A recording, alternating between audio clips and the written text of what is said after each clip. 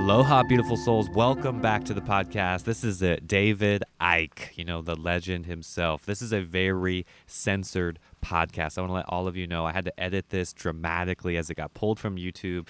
I already went through the censorship. I don't want to get another strike on my channel and lose everything. All right. So that's where I'm at. And I just had to get this up. I'm really excited to get this up. And at the same time, I want to let you know that this is extremely edited and is also very censored for the public YouTube and podcast. All right. So if you want the unedited version, you have to get over to Patreon. This is not about money. This is not about getting anything from you or selling anything to you.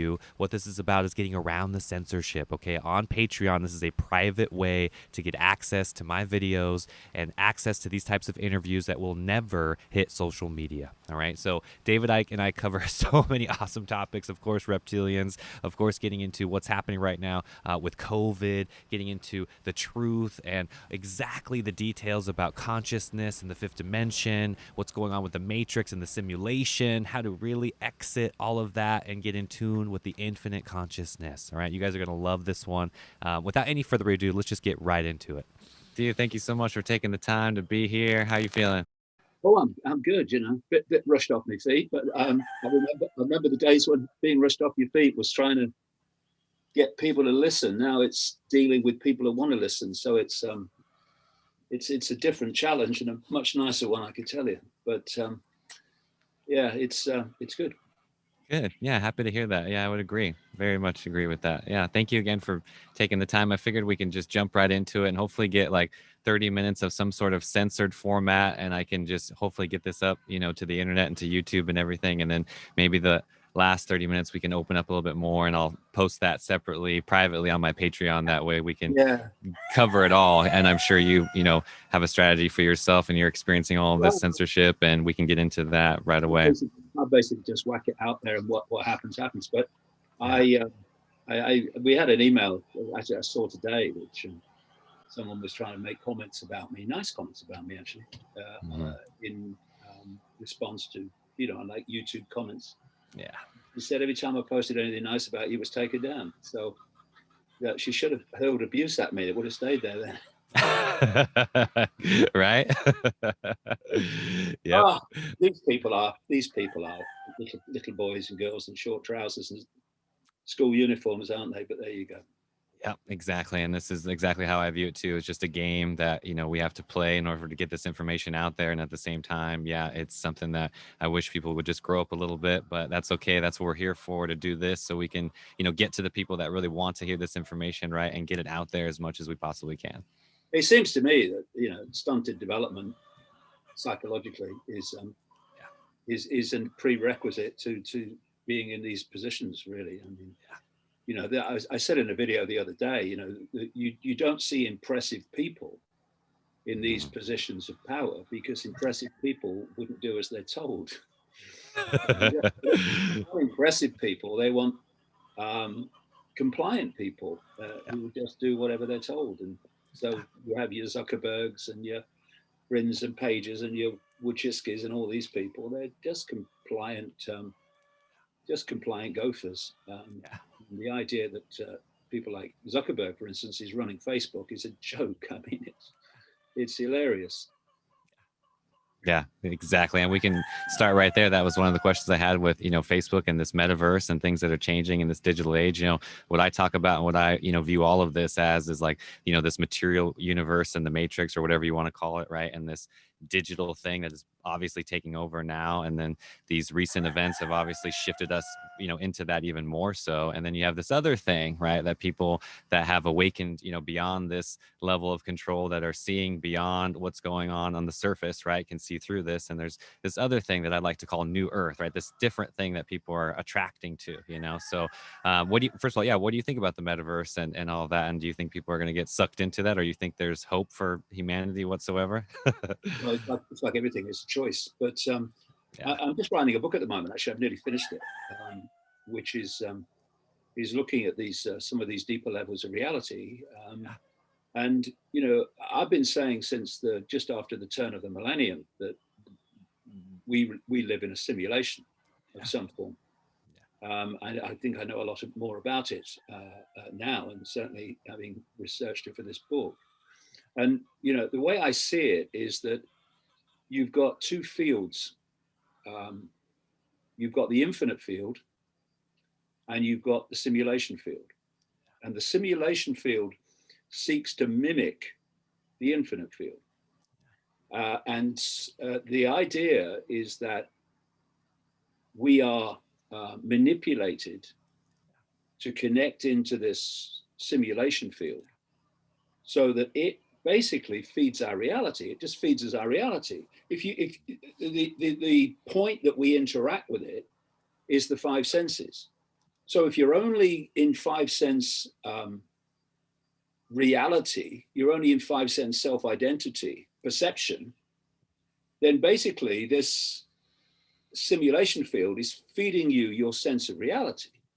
That's why, before I knew any of this, for decades, I've been pointing out that the bottom line of what I call this global cult that's behind the direction of the world currently, the bottom line is to disconnect what I call body-mind, five sense reality, basically, from expanded levels of consciousness.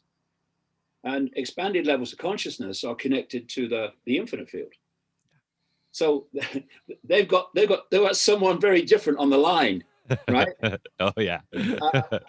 So what people call awakening, in my view, people, you know, to come to their own conclusions, is awakening from the five sense prison cell, which is connecting you to the simulation construct, matrix, whatever you want. And it's feeding you a reality that holds you in perceptual servitude. That's what it all is. It all comes down to perception in the end, psychology. And when you awaken, you start to connect with the infinite field. And at that point, you start to see the world very different. You start to see yourself very different. You start to be able to connect dots, which the five senses can't connect, because the whole way that the five senses decode reality is to see dots. They decode a very narrow band of perception, I say the simulation. And that band of perception is basically what we call form, what we call objects. Overwhelmingly, it's just objects. And so the five senses are feeding us a reality in which you have objects, people, buildings, whatever, and between them is empty space. So the very foundation of the way the five senses, and I don't think this is an accident at all, decode reality is that everything's apart from everything else. Everything's separated from everything else. And once you start to realize, as you expand your awareness, and anyone could do it, you know, it's just a choice, really, then you realize that actually there's no empty space. There's no empty space between objects. There's a sea of energy, consciousness, possibility, probability, and all these things that are waiting to manifest if we choose to connect with them and bring them into manifestation. But the five senses see only everything apart from everything else. And this works on so many levels. Because if you look at the world only through the five senses, you'll never get what's going on. Because everything looks random, everything looks separated. Facebook looks separated from the World Health Organization and so on. They aren't. Level, whether it's the world that we experience in the world of the seen, or whether it's infinite reality, everything is connected. Five senses are always telling us they're not. And that's why they want us imprisoned in the five senses and all the labels of the five senses, the labels of a human life, because then they got you. And that's why the awakening is the worst nightmare of that which wishes to suppress us.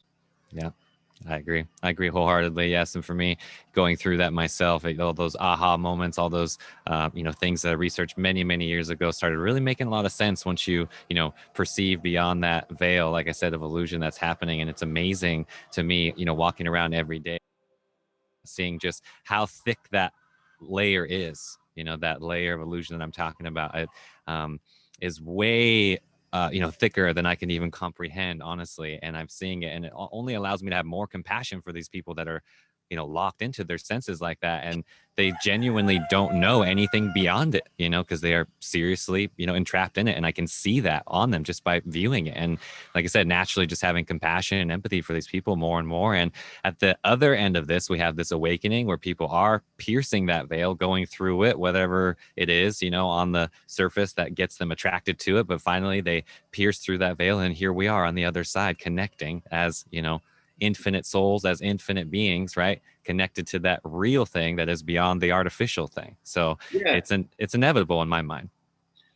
Yeah, I think the kind of, if you like, the physics of it is that obviously every time we think or feel emotion, we're generating frequencies, and the nature of those frequencies are dictating the frequency expression in our energetic field.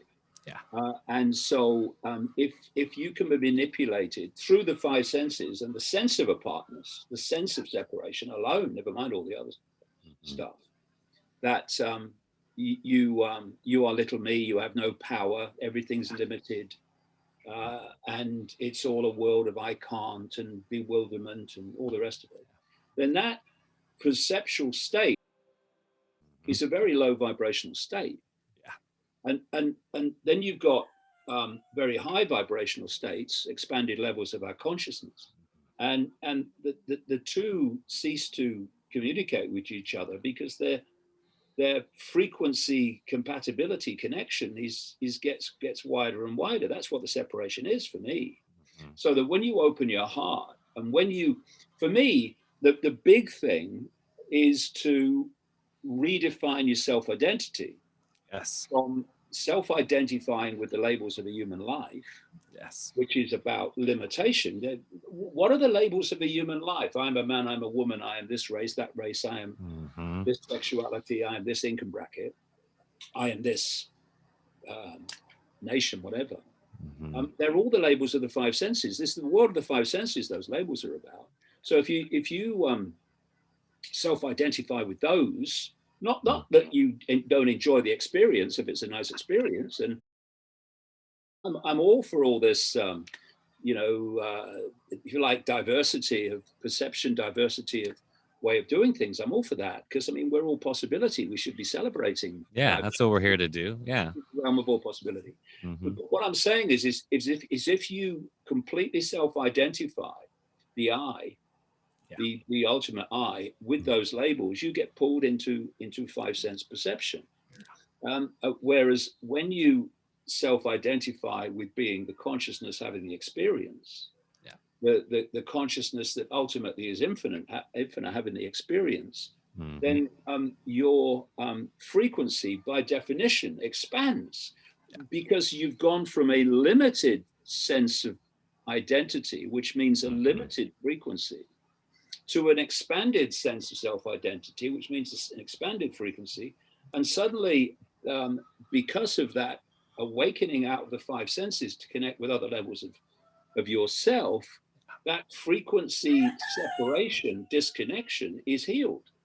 Because that then starts from the five senses out into expanded awareness, becomes a single flow of consciousness rather than a separated consciousness. Five senses from expanded awareness. And of course, what happens then is you obviously start to see the world and everything are completely different. And, there's a theme very clearly going on, is accentuate everything. All the things that were going on before, all the psychological traits and ways of looking at the world that were going on before, have suddenly become so concentrated that it's in your face. It's suddenly become something you don't have to look for. It's there. Yeah. And so, I've watched people who've walked, and there's like a black cloud above their head. Exactly. And then I've been on the marches and the rallies in London, loads of them now over the last 2 years. And the energy is unbelievable. This is not an energy of protest. It's not. It's not an energy of protesting against a war or protesting against this, that, and the other. Yeah. This is different. It's and people can feel it's different. So when I was talking to some people, I was being questioned by people from different parts of the world last week actually, and on Zoom, and two of the people were from Canada, and they'd been to Ottawa in that truckers protest, and they both made the point that the energy was different. The energy was something else. It was about joy, unity, and high vibration. Exactly. And I thought, well, I know exactly what that feels like, because it's the vibe in the London marches and rallies. So and other people have said it in their kind of sphere around the world in different places, that it's a different energy. It is. And it's the energy of awakening, not awakening to what's happened in the last 2 years alone, but that's been a trigger. It's awakening to something greater. And it bodes very well. We've got lots of challenges coming, but it bodes very well, because this is the energy we need, not the energy of confrontation, the energy of self-respect for a start, of being your own sovereign self, and not allowing yourself to be told what to do by someone else just because they've got a title or a uniform. Yeah, period. And this is, for me, where it starts. Once you self-identify with being a point of attention, if you like, within infinite awareness, why should some other point of attention be telling me what to do? What makes you more important than me? What makes me more important than you? Now, if you can persuade me with the power of your argument and your evidence that what you are asking me to do, not telling me, by the way, then I will do it on the basis of you have persuaded me it's the right thing to do. But I ain't doing it just because you, in some position, tell me to do it. Exactly. I mean, who the heck is Trudeau to tell Canada how to live its life? Who is he? Where's the authority? Oh, he's prime minister. Don't give me that. Forget all that. Who is he as an expression of consciousness to tell other expressions of consciousness called Canadians how to live their lives? How does that work? See, what this whole simulation reality has done with its hierarchies is persuaded people that position and title and uniform somehow should give people more power, expressions of consciousness, more power than other expressions of consciousness that don't have that title and don't have that uniform. That's nonsense. That's the creation of mind, body, mind, that the five senses. It's not the creation of expanded awareness that sees everything as one. Exactly. And so if we start with that, I think that sovereign self, first question, who are you to tell me what to do? You can persuade me what to do. Who are you to tell me what to do? That's I think the start, because although we're all expressions of the same infinite awareness, we're all unique expressions of it. Therefore, we should be celebrating our uniqueness as well as acknowledging that in the end, we're all one. Yeah, exactly. It's a basic civil rights issue, right? It's basically transcended everybody as far as where they stand or what they are. And it's all just a programming issue. And like I said earlier, that veil is so thick, that programming is so thick, way thicker than I could ever imagine now. And here we are experiencing it. And, I want you to dig deeper for me. We can paint a picture here. So we have this infinite consciousness, right? We have this oneness, this awareness that we're talking about. And where did this start? Like, as far as the cult, the NWO, like, what was that control? Where did that simulation kick in? You see what I mean? Because this isn't a new thing, right? Like we already mentioned, this COVID stuff is something that only accelerated, a fire that was already burning, right? So where did that fire start in this, larger construct of what we would call time? And how did we get to where we are now? Well, I think time is a construct of the simulation. Mm-hmm. I said just after the millennium that we live in a simulation, and the walls of the simulation at our level in this reality are the speed of light. And there was an article in Scientific American in April of last year, which by an academic who said that he felt that we live in a simulation, and the limits of the simulation, I would say at our level, because I think there's multi-levels of it, is the speed of light. And he rightly connected the speed of light in relation to the simulation to the processing speed of a simulation, where as he rightly said, and I've been saying this for years myself, the laws of physics within the simulation are only the laws that have been encoded in the simulation. Exactly. So when people leave the body and experience other levels of reality, there's a completely different law of physics. And so if you are creating a virtual reality game or something, then you as the creator decide what the rules are. And therefore your rules that you encode in the game are the laws of physics of the game. And it's interesting, and I think very relevant, that the physics of computer games basically is the same physics as our reality. Because I think what's happening now is that, and we'll come to the metaverse, this is where this comes in. What we're looking at now is technology in our reality increasingly mimicking the simulation. It's another layer adding into it as we are. Exactly that. So as people awaken from the perceptual prison cell, what they're doing is trying to add more and more layers of the technological illusion. So they want to pull you another step in to the metaverse, and you've got augmented reality and virtual reality, and these are virtual realities within virtual realities, or to add more and more to the bewilderment and the maze, the perceptual maze that this is really all about. But when you expand your awareness out beyond it, suddenly you can see it. They are trying to pull us in because they know that if they don't, then you'll see it. And everything is about enticing and focusing the five senses, people in the five senses, and to get people to self-identify with five sense reality as the eye.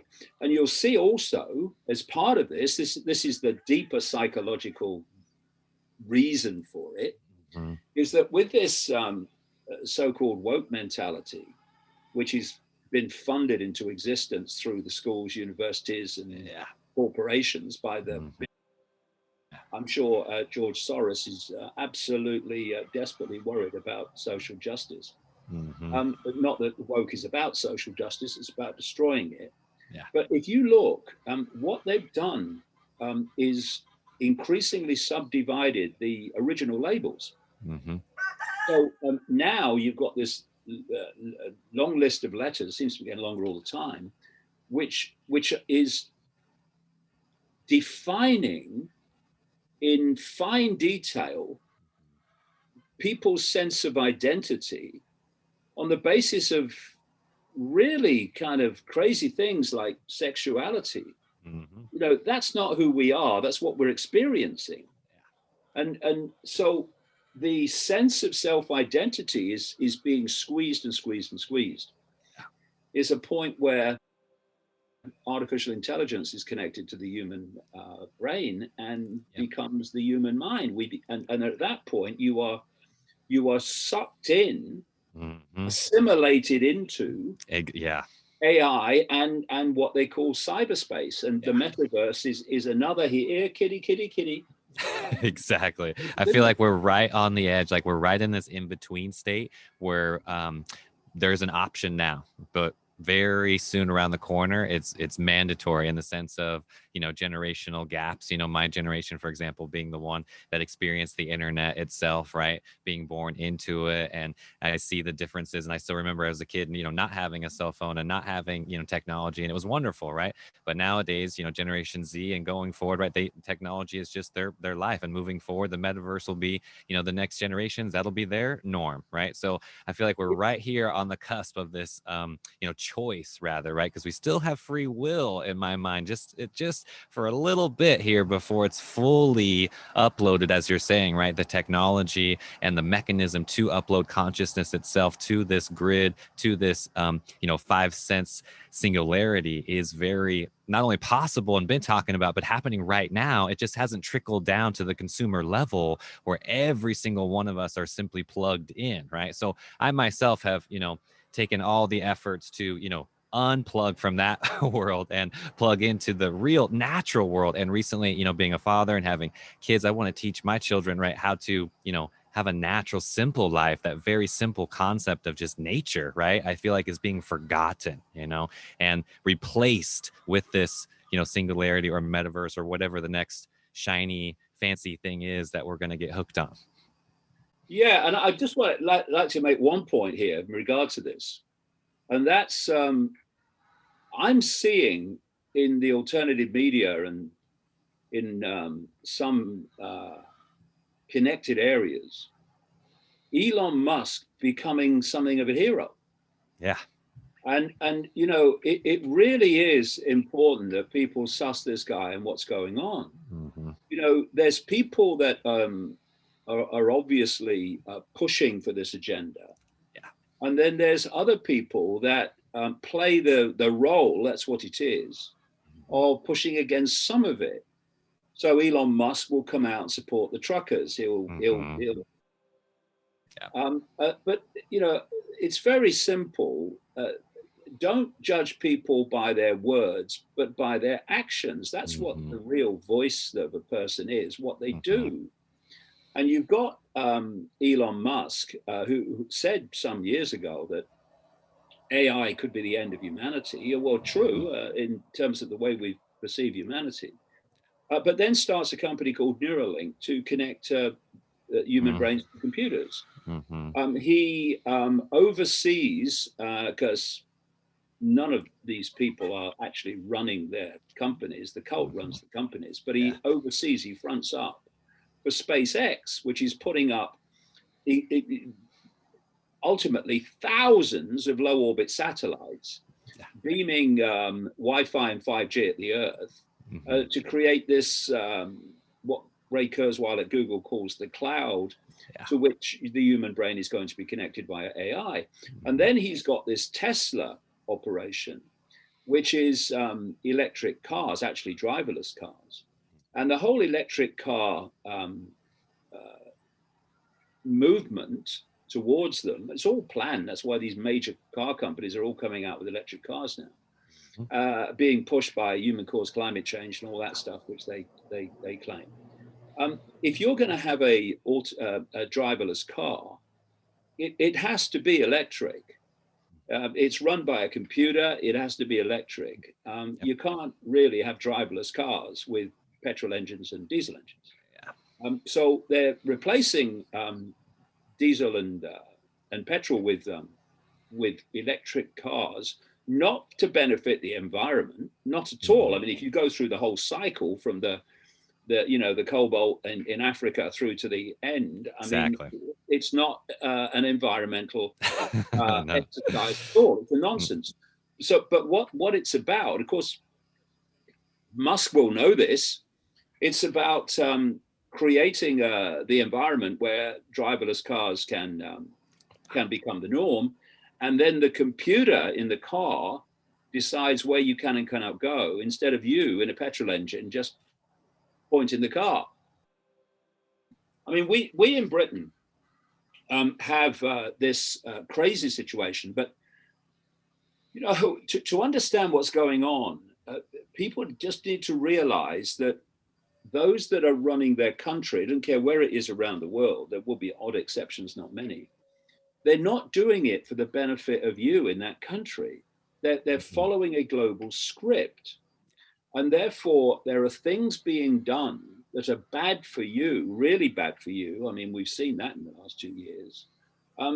But they're doing it because it's the cult agenda, not because it benefits you. If it doesn't benefit you, well, that's fair enough. It's the cult agenda. It's happening. So in Britain, we got these motorways, freeways, and what they've always had is overwhelmingly 3 lanes, 3 running lanes, and then a lane on the left-hand side, which they call the hard shoulder, the emergency lane. So that means that if you are in fast-moving traffic and your vehicle breaks down, then you get across into the hard shoulder, the emergency lane. And there, you're out of the fast-moving traffic coming behind you.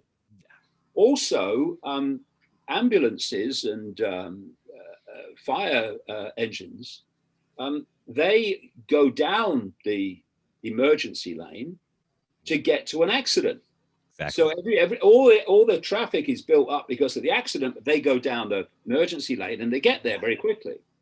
What they're doing in Britain now is they're taking out the emergency lane and turning it into a running lane.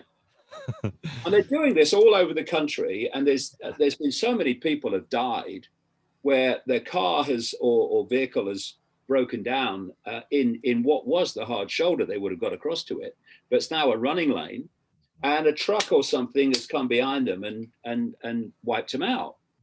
But they're still doing it. And people say, well, that's crazy. Why are they doing that? They're doing it because they're preparing for the driverless car era. Exactly. That's what they're doing it for. Yeah. And if there are people who are going to die, and they know they will in this situation I've described, then so be it, they say, because our agenda must happen. Yeah. So it's a big penny drop. I mean, when you realize, for instance, well, it's not hard to grasp now that Trudeau is not. He was in my books in the 1980s, but in the 1990s, Pierre Trudeau, and Biden's not running America for America. Exactly. And so it goes on. Macron in France is not running France for French people. He's Mario Draghi, the unelected prime minister of Italy, who's turned Italy fascist. And what's happening now to these things that seem to be random are easy to connect. And smart motorways, as they're calling them, which is another inversion because they're stupid motorways, taking the emergency lane out, is on the face of it crazy, but there's method in the madness. Exactly. And that's the thing. It's all, as we've already said, look at these keywords, look at all these things, and it's all levels of programming, right?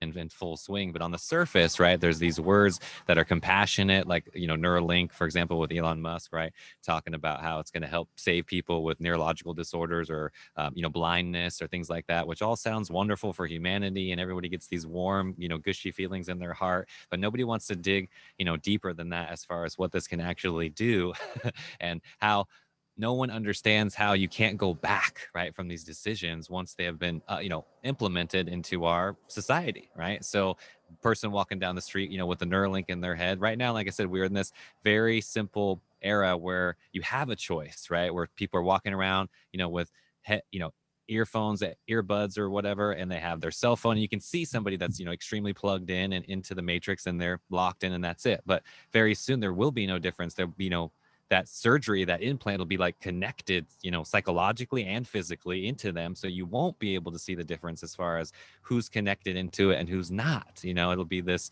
Pokemon, Go metaverse world that we're all connected to, And on the double-bladed sword, like these people that we're talking about, that are controlling this, they're not stupid people, and they've inserted, figures, celebrities, whoever, to increase this, right, and to give it a public name, whether it's for promoting green earth, or for me thinking about compassion for animals and lab tested food to replace meats or certain things, right? All these things are really changing and connecting every aspect of life, from the air, the water, the food, right? Literally everything is being controlled to persuade us into that. And meanwhile, here we are, like I said, what's left? What's going to be left of it? Is it really this, dark cold place that we're going to be living in while the metaverse just takes over, or is there any real chance for something to thrive beyond it? Well, that depends on whether people awaken to awareness, consciousness beyond that, which is in terms of selling these things. I mean, if someone knocks on your door to sell you a vacuum cleaner, they're not going to try to sell you it by telling you it's terrible, are they? No. They're going to tell you all the good things about it. They're not going to tell you the bad things about it. They're not going to tell you that actually it has a record of breaking into flames or anything. They're going to tell you, oh, it sucks up the dust, so brilliant, all that stuff. And that's what they're doing with this technological kind of revolution, is that they're telling you things like you mentioned with Musk, oh, it's helping disabled people. Now, everything is about motivation, and so if the motivation of this technology was purely to help people it can help, then that's okay. But it's not. That is the foot in the door. Yeah. That's the thin end of the wedge for the real reason. You have people like Ray Kurzweil at Google openly saying that we're going to connect the human brain to AI, and that once that connection happens, AI will do more and more human thinking until human thinking as we know it is negligible, if existent at all. I mean, they're his words, not mine. Exactly. But that will make us gods. That will make us superhuman. Keyword you're looking at now, you're seeing the sales pitch for this dystopian world.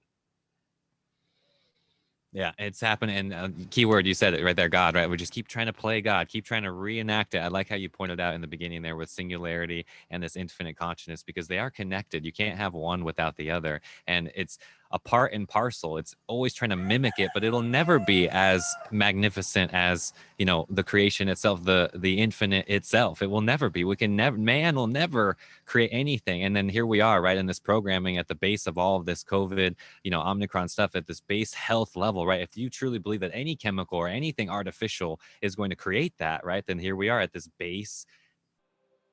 Humans, I've seen them within my own family structure. And certainly it's described by the Native Americans, the Cree tribal people in Canada and across the border into America, have the concept of what they call Wetiko. And I came across Wetiko maybe 18 months ago. When I read how they described Wetiko and what it was, I thought, this is just the mind virus I've been talking about. They call it Wetiko. It was the same. And there's an amazing common theme. And when Christianity talks about the devil and Satan and demons, and the Gnostics talk about Yaldabaoth and the archons or rulers, and so on and so forth, you're seeing different names and symbolic expressions of a state of consciousness. In the end, it doesn't matter if you're human 100%. or if you're some reptilian being or whatever. It doesn't matter. How you behave, what you do, is decided by your state of consciousness. Yes. And so if you go back to that level, you can find where this is playing out from, and it seems ever so complex when it plays out. All different people, different races, and what have you, all acting in different ways. But if you get it down to basically to consciousness, then it becomes very simple what's going on, really. That people are starting to see these deeper levels of what's actually going on. Yes. And there's an inverted, chaotic, distorted state of consciousness. And inverted in this sense, for me, what we call evil is the absence of love. And evil is an inversion of love. This inverted consciousness, which goes under many and various names in religions and ancient cultures, by its inversion, by its nature, is in a very low frequency state. And so to assimilate human consciousness, or consciousness having an experience called human, it has to bring that awareness. Here we're going back to the 5 sense prison. Exactly. Into its frequency layer, because then it can attach to it and assimilate it. Yeah. The other thing is that when you've got this frequency attachment, then I'll call it Watiko, the Watiko consciousness can start to feed its perception into those that are attached to it. Oh, big time. Big time. So what happens then? Like the everyday consumer just being more attracted to these ideas for a reason, talking about, aliens, or talking about, reptilians, or what's going on behind the scenes, or celestial beings, or galactic federation, or Palladians, or Syrians, like people, that I used to be called crazy or whatever, for talking about this stuff. I feel like people understand chemtrails, understand these ideas that used to be so far-fetched, but now have actually become tangible in people's lives. That's all true, and that's all good on one level. But for me, what attaches us to the simulation, the matrix, the perceptual prison cell, is self-identity with being human. Yeah. Instead of being consciousness.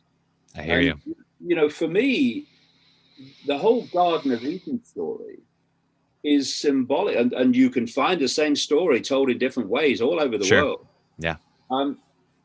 It's symbolic of humanity, that what we call humanity, consciousness that we now call humanity, was operating, those that have been trapped in this simulation anyway, they've been operating, though they were operating in a much higher frequency reality, which was much more ethereal, so much more was possible. And that's symbolic of paradise. And that consciousness, or some of it, fell out of paradise and fell into human form, which I think is symbolized by Adam and Eve. And of course, you have the serpent in the Garden of Eden. And this fall, that is this common theme, for me, was a fall down the frequencies into this density. Now, this, as I understand it, and I've looked at this a lot in the last 20 years, this simulation is a simulation of something that actually exists. It's just a digital version of it. Yes, I see that. And so because if you read the writings of the Gnostics that were found in a earthen jar in Nag Hammadi in Egypt in 1945, it's treasure trove of writings which were supposed to have, well, it's estimated they were put in that jar around 400 AD, but go back further. They describe this force they call archons, Greek for rulers, and how they created what they called a bad copy of prime reality. I mean, that given how old these writings are, that's quite extraordinary. A bad copy of prime reality, but it was a copy. So if you have a website and you take a copy of it, when you take the copy of it, it's a copy of the website as it is at that moment. Now, that website you've taken a copy of goes on existing as it always has. But now you've got a copy, now you can start to change the copy. So it's increasingly not like the original. And over this period, we've seen, and it's on steroids now, how this reality has been changed and changed and changed to become a prison cell rather than a paradise. And so when you have Adam and Eve falling out of the garden, that for me is symbolic of when humanity became trapped in this simulation, which at one point was able to simulate prime reality.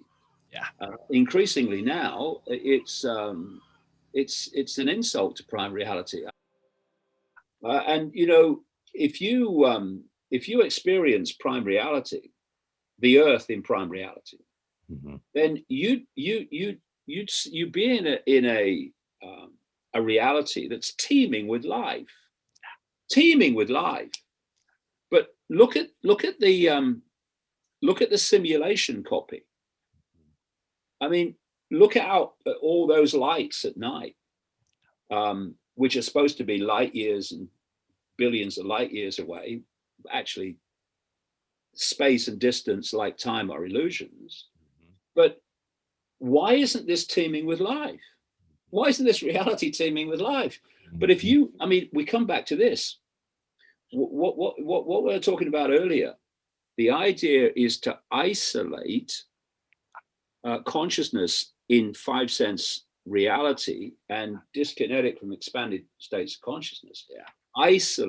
Isolation. So you look at the way the simulation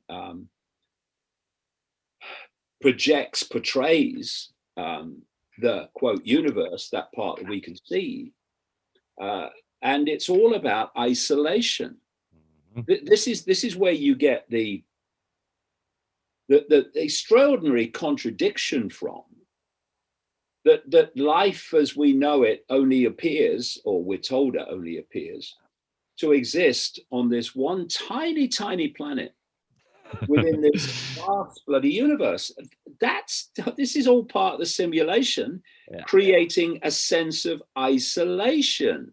If this universe was teeming, well, the simulation was teeming with life, we had kind of extraterrestrials landing and leaving and you know, drink down the pub, then of course people's minds, perceptions, etc. That's how it always was. We were using these technological advanced things that like makes an iPhone or makes whatever we're doing now here on this chat seem like primitive, right? So that's what I'm saying. Like, paint us a picture here of what this lid looks like when it really blows off here, because I feel it coming. I know you do. And it's only really just a matter of people willing to accept it, right? And I don't want to use the word time because we know that's an illusion. It's just a matter of consciousness wrapping its mind around the fact that this is only us taking our power back so it can truly manifest here on this planet. Yeah, well, we are creating the world.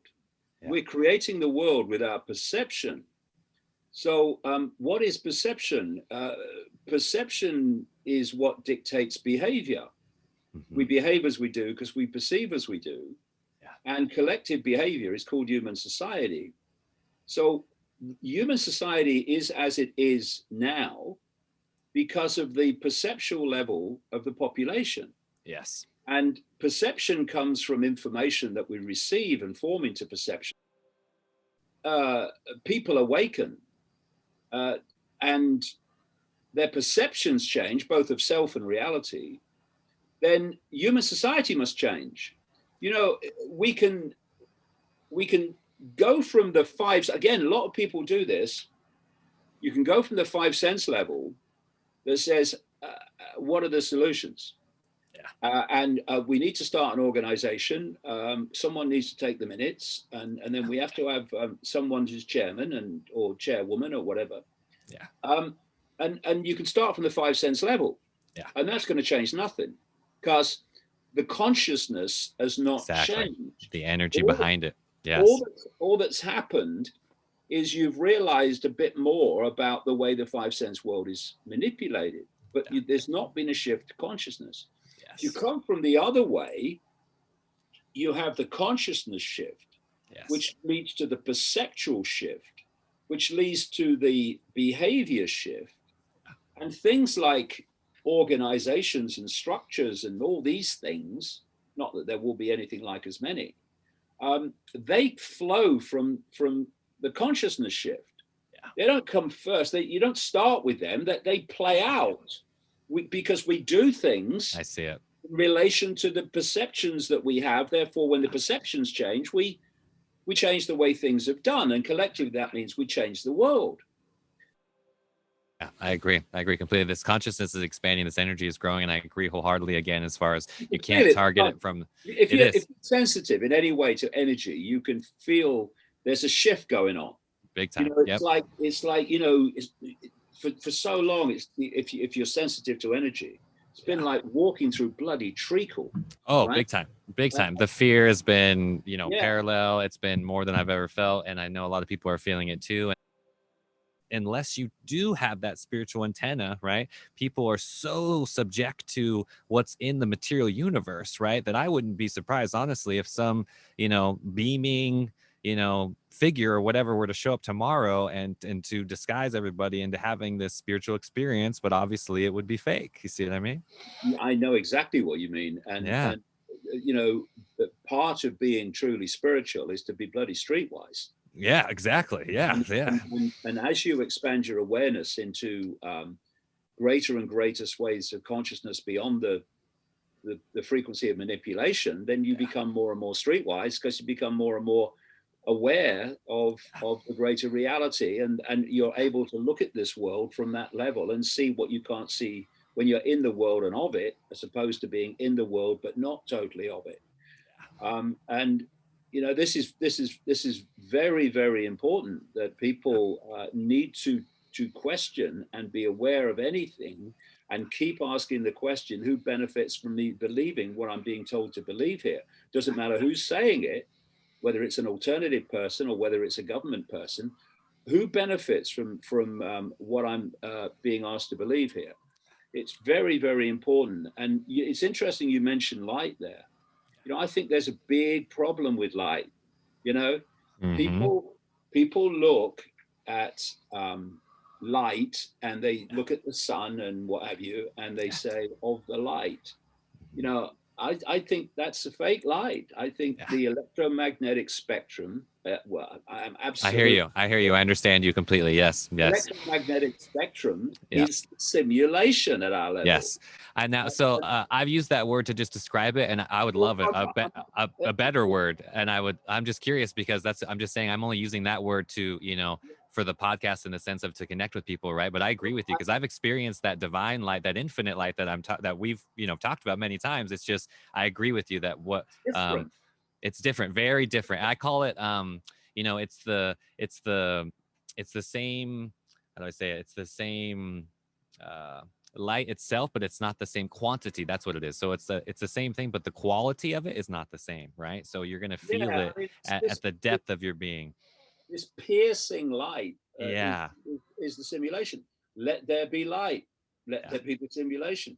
But in the Gnostic writings found at Nag Hammadi, they describe prime reality light in terms of watery light.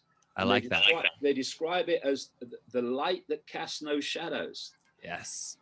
It is. I mean, the way I would describe it is, it's something that is beyond, not only beyond the sun, but it's like 10,000 times brighter than the sun. And your eyeballs cannot even, take it in, like your two physical eyeballs are not able to even internalize that, and I've been to that place many times. And it's something, like I said, that I feel like that's our own, abundant nature, where we're all supposed to live and supposed to harness. And our ability as humans is supposed to take that source energy, or infinite source awareness, whatever you want to call it, and channel that here to hopefully bring some, watery light here to this place, so people can, enjoy it, instead of all this fake light that people are used to. This is the whole point about it, is the watery light is sharing the same space as the electromagnetic light. It's just what frequency are you in? Back to perception. Are you in the frequency that connects with the simulation light, or are you at the frequency that connects with the light that casts no shadows, the infinite light?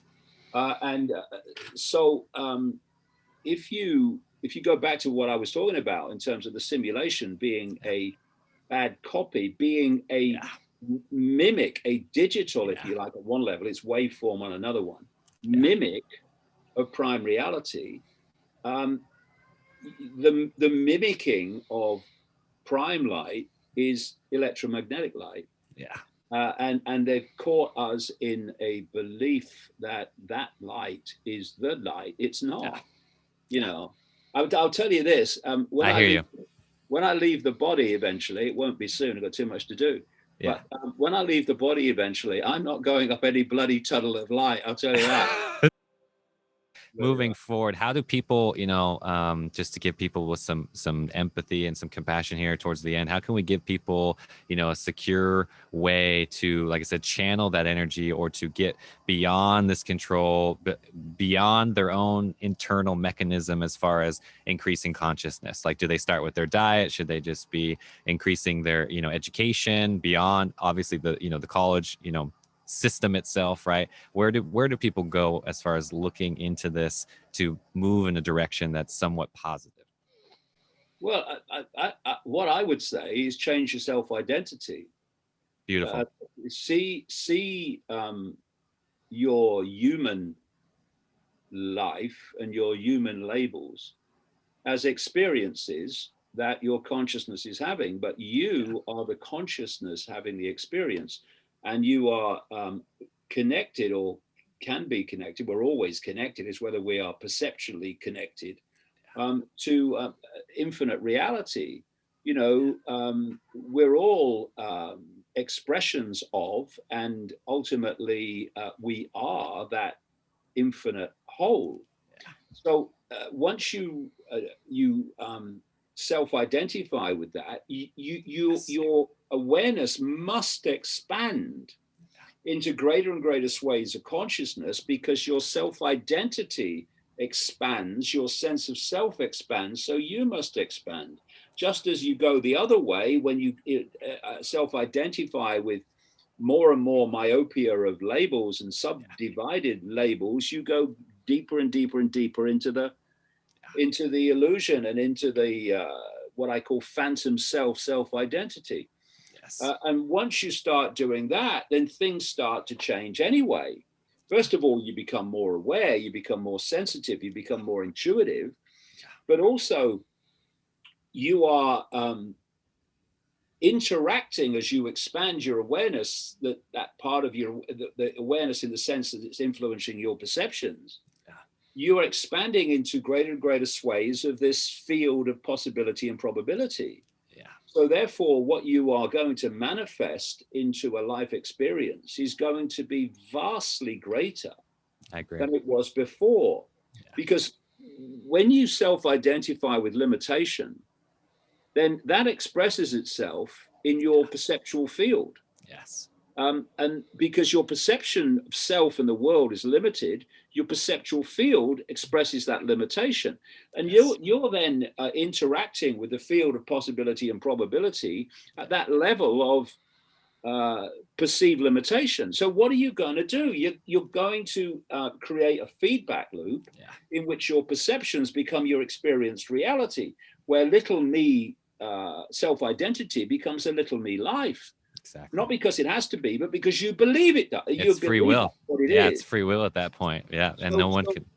As you expand into greater and greater swathes of consciousness, and you continue that, the more and more you self-identify with being infinite rather than finite, then you are able to manifest so many more things in your life. People suddenly find synchronicity and bits of luck and things happening just when they need to happen. People you meet just when you need to meet them that weren't happening before, because you are now interacting with possibility and probability in a much greater, more expanded way. So what you can make possible, manifest as possible, is expanded in the same way, and your life changes. And as that happens, of course, your perceptions expand, your perceptions change, your behavior changes, your interaction with others change. The more people that do it, society changes, and suddenly we have heaven on earth, because we have literally taken the consciousness of what people call heaven, expanded reality, and we've grounded it here. No, totally. I believe we're multidimensional, and this is, you were just describing perfectly what I would call the fifth dimension, and this bigger, consciousness or great awakening that we're experiencing, right, is this shift from that third dimension, or that physical lower vibrational belief that we're all just, these meat suits walking around. And it's this, scientific world, and when you die, it's just black and emptiness, and that's pretty much it. And then as consciousness is growing and growing, and you go beyond those beliefs and into yourself, and you can awaken beyond them. This fifth dimensional thing that you've just been describing is great. And now I just want to get into a little little bit as far as, let's go again behind the scenes and get into just reptilians or Palladians, what's going on behind the scenes. And so bring us some clarity as far as how that funnels into this world. For me, I mean, it's interesting. You should mention the fifth dimension.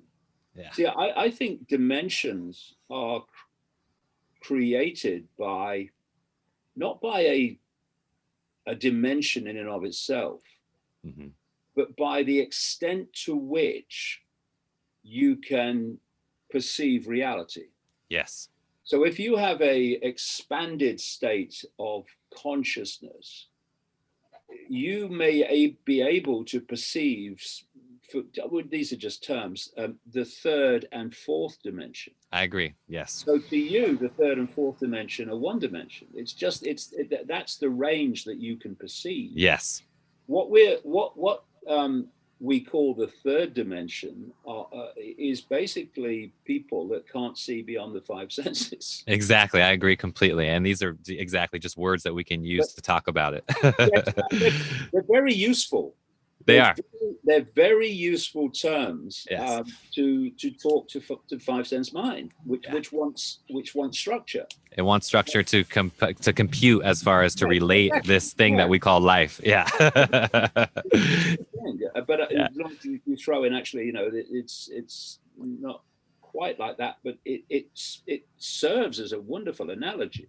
Yes. So what we call the fifth dimension, for me, is beyond the simulation. Yes.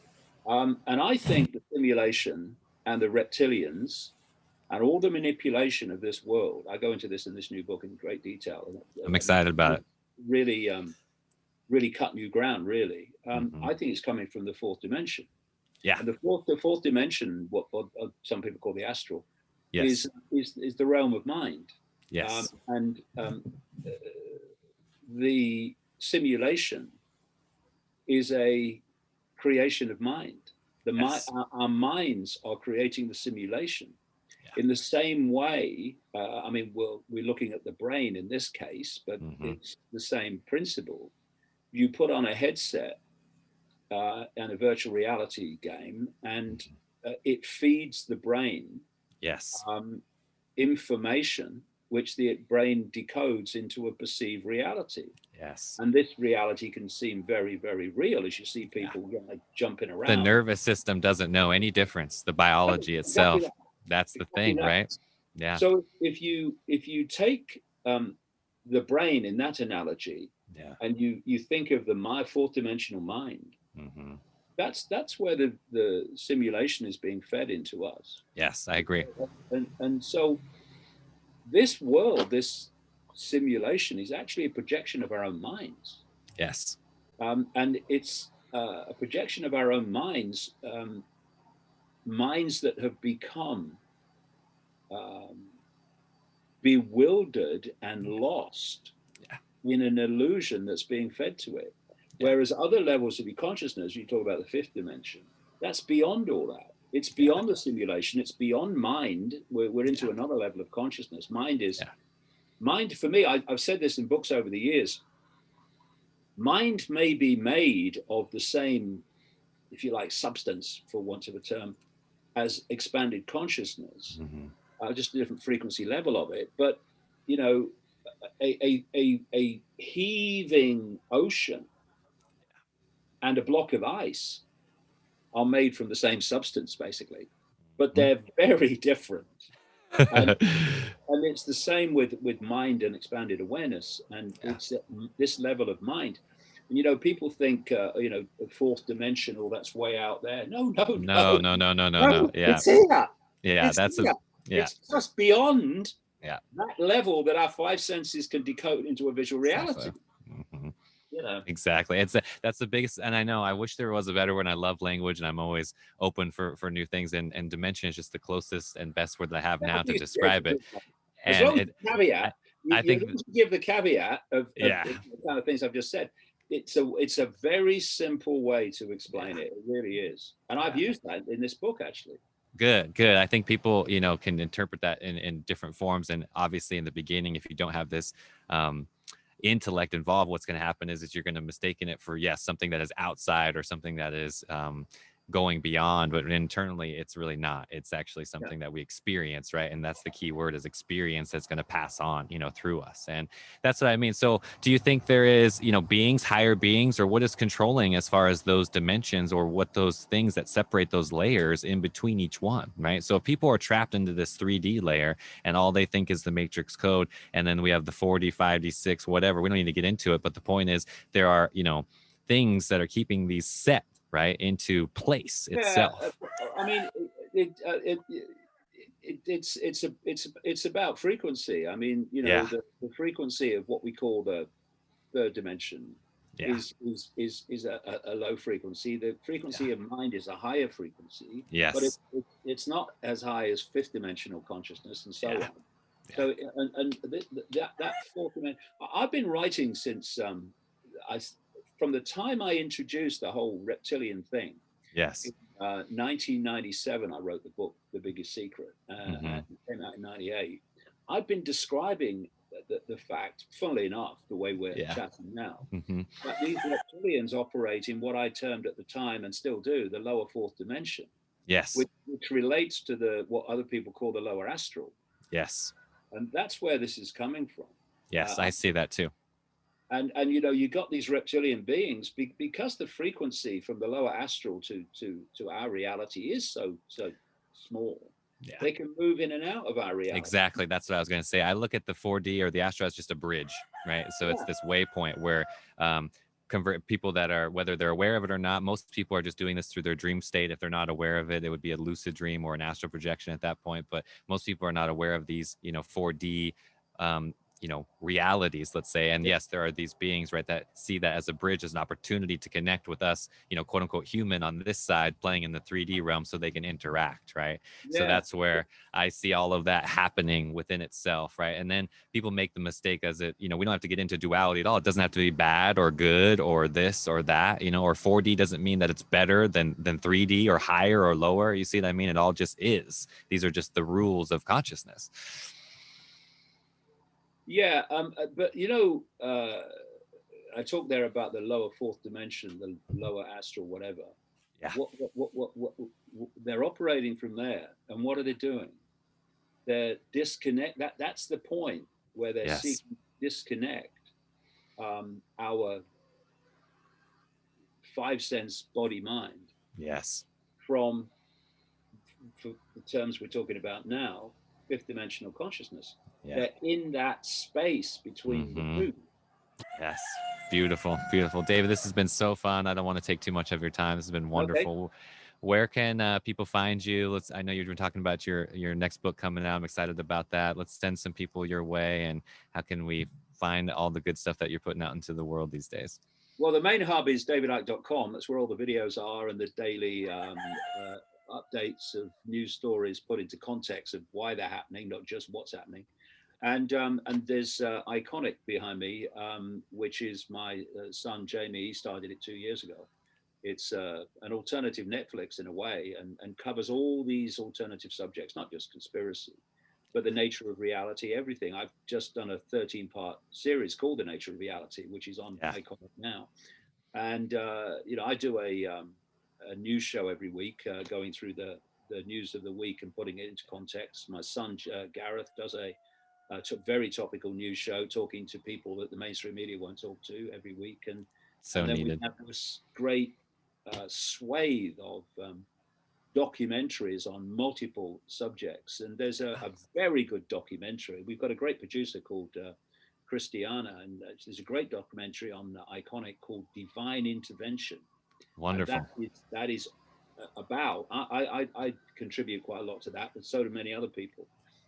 It's about, the non-human manipulation of human society.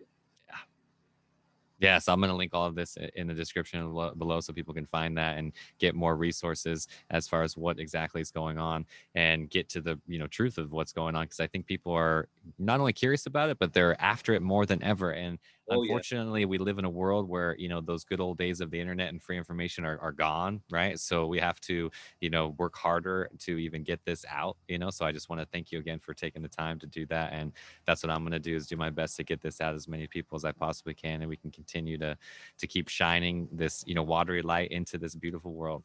Yeah, and then just one final point: the censorship is not coming from a point of strength; it's coming Exactly. from a point of weakness.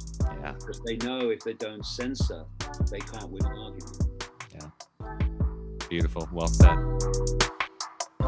Thank you, David. I appreciate your time. Pleasure. Pleasure.